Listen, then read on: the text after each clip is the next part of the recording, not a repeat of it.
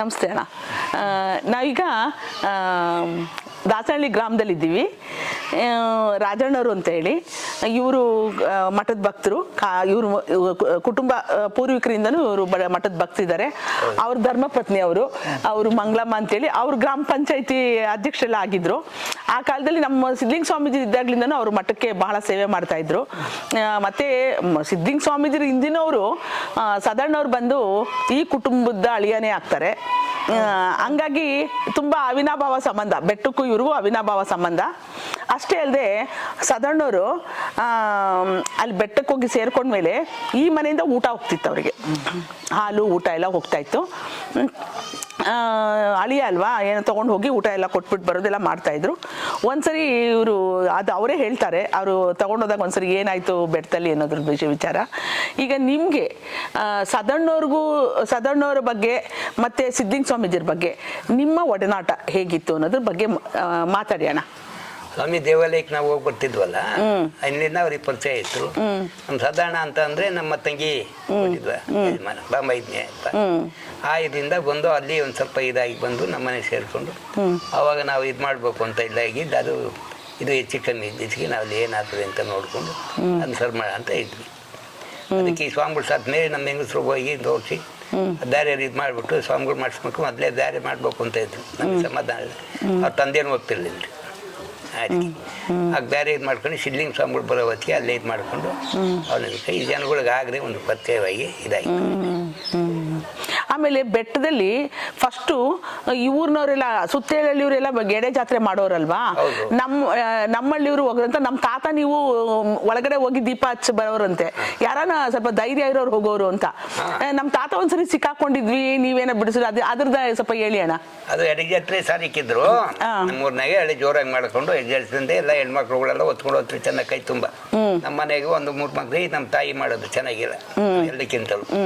ಅಷ್ಟೇ ಇದಾಗಿ ನಮ್ಮ ಸಿದ್ಧಲಿಂಗ ಸ್ವಾಮಿಗಳು ಬಂದ್ರು ಅಷ್ಟು ಇದಾಗಿದ್ರು. ನಮ್ಮ ಶಿವಕುಮಾರ ಸ್ವಾಮಿಗಳು ಇಲ್ಲಿ ಆ ಮನೆ ನಡೆದಿರಿಸಿ ನಮ್ಮ ಹತ್ರ ಎಲ್ಲ ಕೇಳೋರಲ್ಲ. ಇದಕ್ಕೋಸ್ಕರ ಹೋಗ್ಬಿಟ್ಟು ಇದಕ್ಕೆ ಎಡೆ ಜಾತ್ರೆಗೆ ಎಲ್ಲ ಹೋಗಿವು. ಬಳೆ ಮಾವ ಅಂತ ಅಂದ್ಬಿಟ್ಟಿತ್ತು ನಮ್ಮ ತಾತ. ಮಾವ ಅಂತ ನೀವು ಮಾವ ಅಂತಿದ್ರಿ ನೋಡಿ.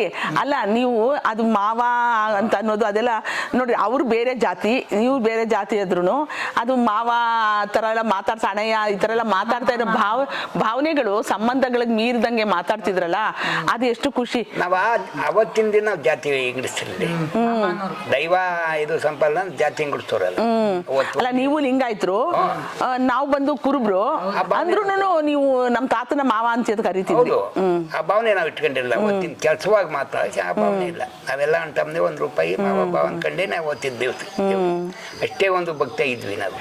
ಆ ಭಕ್ತಿಗೋಸ್ಕರ ಎಲ್ಲರೂ ಹೋಗಿದ್ದಕ್ಕೆ ಸ್ವಲ್ಪ ಅವರು ಒಂದು ಇದಾಗಿ ಅವ್ರ ತಂದೆ ಸಾಕಿದ್ರು ಚೆನ್ನಾಗಿತ್ತು. ಆಯ್ತು ಎಲ್ಲ ಹೋದ ಪೂಜೆ ನಾನೇ ಪೂಜೆ ಮಾಡಿದೆ ಇದಾಗಿ. ಪೂಜಾರಿ ಏನವರು ಯಾರು ಇರ್ಲಿಲ್ಲ, ಮಾಡ್ಬೇಕಾಯ್ತು. ಅವಾಗ ಮಾಡಿ ಇದು ಮಾಡುವಾಗ ಅದು ತಂತು ಎಲ್ಲ ಪೂಜೆ ಮಾಡಿ ಕೇಳಿ ಹೋಗಿ ಹತ್ತು ಹೋಗಿ ಏನ್ ಮಾಡ್ತು ಬಂತು ಕೊಯ್ಕಿಂಡ್ ನಮ್ಮನ್ನ ಅವ್ರೇನ್ ಮಾಡ್ರು ಸಿಕ್ಕಾಕೊಂಡ್ಬಿಟ್ರು. ನಮ್ಮ ತಾತ ಸಿಕ್ಕಾಕೊಂಡ್ಬಿಟ್ರು, ದಪ್ಪ ಜಾಸ್ತಿ ಅವರು. ನಮ್ಮ ಒಂದು ಜೊತೆಗಾರ ನಾನು ನಾಲ್ಕಾಯಿ ಎತ್ತಿ ಪೂಜೆ ಮಾಡ್ತಿದ್ದು. ಅದನ್ನ ನೋಡ್ಕೊಂಡ್ ಬಂದದ್ದು ಅಲ್ಲಿ ನೋಡ್ಕೊಂಡು ಸಿಕ್ಕೋಗಿ ತಿರ್ಕೊಂಡು ಹೋಗಿ ಸಿಕ್ಕಾಕೊಂಡ್ಬಿಟ್ರು. ಎಣ್ಣೆ ಹಾಕಿನೋ ನೀವು ಬಿಡಿಸಿದ್ರಂತೆ. ಅವಾಗ ಅಲ್ಲೇ ಎಣ್ಣೆ ಇತ್ತಲ್ಲ, ದೇವ್ರಿಗೆ ಏನೋ ಪರಮಾತ್ಮ ತಗೊಂಡೋಗಿದ್ದು, ಪರಮಾತ್ಮ ತಗೊಂಡು ಎಣ್ಣೆನೆ ಹಾಕ್ಬಿಟ್ಟು ಇನ್ನೊಬ್ಬ ಏನ್ ಮಾಡಿದ ಇದು ಮಾಡ್ಕೊಂಡು ಹೇಳ್ಕೊಂಡ್ರಂತೆ ತಾತನ. ಅದ್ರವರೆಗೂ ನಮ್ಮನ್ನ ಇವತ್ತಿನವರೆಗೂ ಅದಕ್ಕೆ ಜ್ಞಾಪನ ಬರ್ತಾರೆ. ತಾತ ಹೇಳೋರು, ನಾನು ಸಿಕ್ಕಾಕೊಂಡ್ಬಿಟ್ಟಿದ್ದೆ, ರಾಜಣ್ಣವರು ಎಣ್ಣೆ ಹಾಕಿ ನೀವು ಸೇತ್ಕೊಂಡ್ರು, ದಪ್ಕಿರೋ ಮನುಷ್ಯ ಹೋಗಕ್ ಆಗ್ತಿರ್ಲಿಲ್ಲ ಒಳಗಡೆ ಅಂತ. ಅಷ್ಟೇ ಜಾಗ ಇತ್ತಲ್ಲಿ ಅಂತ ಗರ್ಭಗುಡಿಗೆ ಹೋಗಕ್ಕೆ. ಪಶ್ಚಿಮಕ್ಕಿದ್ದ ಜಾಗ ನಾವು ತಪ್ಪಿಸ್ಬೇಕಂತ ಅವತ್ತಿಂದ ಇದು ಮಾಡಿದಕ್ಕೆ ನಾವು ಏರ್ಪಾಟ್ ಮಾಡಿ. ಆಮೇಲೆ ಸದಣ್ಣವರು ಅದನ್ನ ಸ್ವಲ್ಪ ದೊಡ್ಡದು ಮಾಡಿದ್ರು. ಇವ್ರ ಮಾಮ ಇದ ಹೊಲ್ತಕ್ ಹೋದ್ರು. ಹೊಲ್ತಕ್ ಹೋಗಿ ಬಾ ನೋಡ್ಕೊಂಬರೋಣ ಅಲ್ಲಿ ನಮ್ಮ ಮಾಮನೇ ಆಗ್ಬೇಕು, ಅವ್ರು ಸಿಗಾಕೊಂಡ್ಬಿಟ್ಟಿದ್ರು. ಎಡಗ್ ಜಾತ್ರೆ ಮಾಡಿದ್ದಾಗ ಬರ್ರಿ ನೋಡ್ಕೊಂಬರೋಣ ಅಂತ ಹೋದ್ರು. ಹೋಗಿ ಸಾಯಂಕಾಲಕ್ಕೆ ಬಂದ್ರು. ನಾವು ಏನ್ ಮಾಡ್ತಿದ್ರಿ ಇಷ್ಟೊತ್ತಕ ಅಂತ ಕೇಳ್ದು. ಆಮೇಲೆ ಇವ್ರು ಏನ್ ಮಾಡಿದ್ರು, ಅಲ್ಲೆಲ್ಲ ನೋಡ್ತಿದ್ದವು, ಹೋಗಕ್ಕಾಗಲ್ಲ ಬರಕ್ಕಾಗಲ್ಲ, ಅದೇ ಬಾಳೆ ಮಾಮ ಸಿಗಾಕೊಂಡ್ಬಿಟ್ಟಿದ್ದ. ನಾವೆಲ್ಲ ಎಳೆದ್ ಕೊಟ್ಟು ಎಲ್ಲ ಮಾಡ್ಬಿಟ್ಟು ಬಂದು ಏನೇ ಆಗ್ಲಿ ಅಂದ್ರೂ ಅವತ್ತಿಂದನು ನಮ್ ಹೃದಯದೊಳಗೆ ಕೊರಿತದೆ, ಕರ್ಕೊಂಡೋದೆ ಮಾಮನ್ನ ಅಂದ್ರು. ಆಮೇಲೆ ಏನ್ ಮಾಡ್ತೀರಾ ಅಂದ್ರು. ಏನಾನ ಆಗ್ಲಿ ಆ ಗುಂಡು 2 ಭಾಗ ಮಾಡ್ಬಿಡ್ಬೇಕು, ಒಳಗಡೆ ಹೋಗ್ಬೇಕು, ದೀಪ ಹಚ್ಬೇಕು, ಅವಾಗೆಲ್ಲ ನಮ್ಮವ್ರೆಲ್ಲ ಹೋಗಿ ಎಲ್ಲಾರು ಕೈ ಮುಗ್ದು ಬರಕ್ಕಾಗುತ್ತೆ, ಗರ್ಭಗುಡಿಲಿ ದೇವ್ರ ದರ್ಶನ ಮಾಡ್ಬೋದು ಅಂತ ಮಾಡ್ಬೇಕು ಅಂತ ಹೇಳ್ಬಿಟ್ಟು ಅದನ್ನ ನೋಡ್ರಿ ಅಲ್ಲಿಂದ ನಮ್ಮ ಅಲ್ತಾವ ಚಕ್ಕಿ ಪುಡಿ ಚೆಚ್ಚಾಕಿದ್ರಿ ಇವ್ರು. ಅದನ್ನ ಒಂದು ಟವಲ್ಗೆ ಕಟ್ಕೊಂಡು ಹೋದ್ರಿ ಇಂತ ಟವಲ್ಗೆನೆ ಕಟ್ಕೊಂಡು ಹೋಗಿ ಅವಾಗ ರಾತ್ರಿಗೆ ಹೋಗಿ ಇದನ್ನ ಹಾಕ್ಬಿಟ್ಟು ಚಕ್ಕಿ ಪುಡಿ ಹಾಕ್ಬಿಟ್ಟು ಬಂದ್ಬಿಟ್ರು. ಬಡಾರ ಅಂತ ಸಿಡ್ದೋಗಿತ್ತಂತ್ರಿ ನೋಡ್ರಿ. ಅವಾಗ ಬಂಡೆ ಅವಾಗ ಮಾಡಿ ದೊಡ್ಡದ್ ಮಾಡಿದ್ರಿ, ಎಲ್ರು ಹೋಗಿ ದರ್ಶನ ಮಾಡಂಗ ಆಯ್ತು. ಅಲ್ಲಿಂದ ಆಯ್ತು ನೋಡ್ರಿ. ಈಗ ನಿಮ್ಮಿಂದ ಗರ್ಭಗುಡಿಗೆ ಎಲ್ರು ಹೋಗಿ ದೇವ್ರ ದರ್ಶನ ಮಾಡಂಗ ಆಯ್ತು. ಅವತ್ತಿಂದ ಅದ್ ಘಟನೆ ನಮ್ ತಾತ ಸಿಕ್ಕಾಕೊಂಡಿದ್ ಘಟನೆ ನಿಮ್ ತಲೆಗೆ ಹೋಗ್ಬಿಡ್ತು ಅಲ್ವಾ? ಮನಸ್ನಲ್ಲಿ ಇತ್ತು. ಬಾಳಣ್ಣ ಸಿಕ್ಕಾಕೊಂಡ್ರು, ಯಾರು ಹೋಗಕ್ಕಾಗಲ್ಲ ಬರಕ್ಕಾಗಲ್ಲ, ಒಬ್ಬ ದಡುತಿ ಮನುಷ್ಯ. ನಾವ್ ಅದನ್ನ ಏನಾನ ಮಾಡಿ ಸಾರ್ವಜನಿಕರು ಭಕ್ತರು ಹೋಗಿ ಬರಂಗೆ ದರ್ಶನ ದೇವ್ರ. ಕಾಡು ಜಾಸ್ತಿ 5 ಮರಗಳಿದ್ವಿ ಅಲ್ಲಿ, ನೇರಳೆ ಮರಗಳು 5 ಇತ್ತು ಅಲ್ಲಿ. ಅವೆಲ್ಲ ಕಡಿದ್ಬಿಟ್ಟು ಎಲ್ಲ ಮಾಡಿ ನಾವು ಮಾಡ್ಕೊಂಡು ಅವಾಗ ಒಳ್ಳೆ ನೋಡ್ರಿ. ಅದು ನಮ್ ತಾತ ಜ್ಞಾಪಿಸ್ಕೊಳ್ಳೋರು ಯಾವಾಗ್ಲೂ. ಹಿಂಗ್ ನಾನ್ ಸಿಕ್ಕಾಕೊಂಡ್ಬಿಟ್ಟಿದ್ದೆ, ರಾಜಣ್ಣ ಎಲ್ಲ ಬಿಡಿಸಿದ್ರು. ಆಮೇಲೆ ಸಾಧಾರಣ ಹೋಗಿ ಅಲ್ಲಿ ಸೇರ್ಕೊಂಡು ಎಲ್ರು ಬರಂಗೆ ಮಾಡಂಗೆ ಹೋಗಂಗೆ ಅದಕ್ಕೆ ವ್ಯವಸ್ಥೆ ಮಾಡಿದ್ರು. ಗರ್ಭಗುಡಿಗೆ ಇವತ್ತು ಎಲ್ರು ಹೋಗಿ ದರ್ಶನ ಮಾಡ್ತಾರೆ. ಎಲ್ಲರಿಗೂ ಸಿದ್ಲಿಂಗ ಸ್ವಾಮಿಗಳನ್ನ ಅಂತ ಮಾಡಿರು. ಇವ್ರೆ ಈಶ್ವರಪ್ಪ ಅನ್ನೋರ್ನ ಪೂಜೆ ಮಾಡಕ್ಕೆ ನಮ್ಮವ್ರೆಲ್ವಾ ಅಲ್ಲಿ ಪೂಜೆ ಮಾಡ್ರಿ ಭಕ್ತಾದಿಗಳೆಲ್ಲ ಬರ್ತಾರೆ ಅಂತ ಅಂದ್ಬಿಟ್ಟು ಸಾಧಾರಣವ್ರು ಇವರು ಮಾತಾಡ್ಕೊಂಡವ್ರಂತೆ. ಆವಾಗ ಅವರು ಊಟ ಕಳಿಸ್ಬಲ್ಲ. ಊಟ ಕಳಿಸಿದ್ಮೇಲೆ ಒಂದ್ ದಿವಸ ನಾನೇ ಹೋದೆ. ನಮ್ಮ ಅಜ್ಜಿ ನೀನೇ ಹೋಗಮ್ಮ, ಆಮೇಲೆ ಬಟ್ಟೆ ಒಕ್ಕಣಿವಿ ಹೋಗಿ ಕೊಟ್ಟು ಬಂದ್ಬಿಡೋಗು, ಇಲ್ಲ ಅಂದ್ರೆ ಸಿದ್ದೂರಯ್ಯನ ಮಕ್ಳು ಯಾರನ್ನ ಇದ್ರೆ ಕೊಟ್ಟು ಕಳಿಸ್ಬಿಡು, ನೀನು ಹೋಗೋಕೆ ಹೋಗ್ಬೇಡ ಅಂದ್ರು. ಆಮೇಲೆ ಓದೆ ಹಾಲು ತಗೊಂಡು ಎಲ್ಲ ಮಾಡಿದೆ. ಹುಡುಗಿ ಬಂದು ಅವ್ರ ಮಗಳು ಬಂದು ಬಗ್ ನೋಡ್ ಅಕ್ಮಹಾದೇವಿ ಬಗ್ ನೋಡ್ದು. ಆಮೇಲೆ ಬಾ ಅಂತ ಹಿಂಗಂದೆ ಕೈಯ. ಆಮೇಲೆ ಹಿಂಗಂದ್ಲು. ಆಮೇಲೆ ಊಟ ತಂದಿದ್ದೀನಿ ಬಾರಮ್ಮ ಅಂದೆ. ಅಲ್ಲಿ ಕ್ರೀನ್ಲು ಹಿಂಗಂದ್ಲು, ಕೈ ಸನ್ ಬಾಯ್ಸನ್ ಮಾಡಿಳು. ಆಮೇಲೆ ಅಲ್ಲಿ ಇಟ್ಬಿಟ್ಟು ಬಂದ್ರೆ ತಗೊಂಡು ಹೋಗಿದ್ದೇನೆ, ಬಟ್ಲಿಗೆ ಬಿಟ್ಬಿಟ್ಟು ಹಾಲ ಇಕ್ಬಿಟ್ಲು. ನಾನು ಇದು ಯಾಕೆ ಬಟ್ಲಿಗೆ ಹಾಲು ಇಕ್ಕವಳು ಅಲ್ಲ ಹುಡುಗಿ ಅಂತ ಅಂದ್ಬಿಟ್ಟು ನೋಡ್ತಾ ಇದ್ದೀನಿ. ಸುತ್ತಲೂ ಬಂದ್ಬಿಡ್ತು ನೋಡ್ರಿ ಸರ್ಪ ಬಂತು. ಆಗ ಇದು ಐತ್ರಲ್ಲ ಈಶ್ವರ, ಆ ಕಡೆಯಿಂದ ಹಿಂಗೆ ಗಂಗೆ ಗೌರಿಯಿಂದ ಈ ಕಡೆಯಿಂದ ಹಿಂಗ್ ಬಂತು. ಅಲ್ಲೇ ಇಟ್ಬಿಟ್ಲು ಬಟ್ಲ. ಆಮೇಲೆ ನೋಡ್ಕೊಂಡು ನಿಂತ್ಕೊಂಡ್ಬಿಟ್ಲು. ಆಮೇಲೆ ನಾನು ಹಿಂಗ್ ಬಗ್ ನೋಡ್ತೀನಿ, ಓರಿ ಕಣ್ಣು ಮುಚ್ಕೊಂಡು ಕುಡ್ದೇ ಬಿಡ್ತು ಹಾಲು. ಅವ್ರಿಗೆ ಹಾಲಿಕ್ಕಿ ತಕ್ಷಣ ಸರ್ಪ ಬಂದು ಕುಡಿದ್ಬಿಡ್ತು. ಅಪ್ಪ ಭಗವಂತ, ನಾನು ಇವತ್ತು ದುಮ್ಮಂತವೆ.